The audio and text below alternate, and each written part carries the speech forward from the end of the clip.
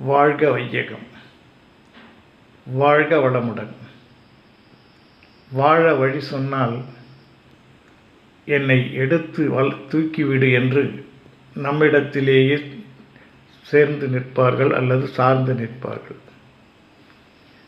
இதிலிருந்து நாம் கற்றுக்கொள்ள வேண்டியது, மற்றவருக்கு உபதேசம் சொன்னால், அறிவுரை சொன்னால் உதாசீனப்படுத்துவார்களே தவிர அதற்கு முக்கியத்துவம் தரமாட்டார்கள். இப்படிப்பட்டவர்கள் சுய சிந்தனையும் இருக்காது, சொல் பேச்சும் கேட்க மாட்டார்கள்.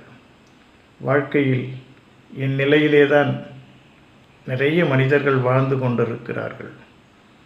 இந்த நிலை மாற நாம் என்ன செய்ய முடியும்?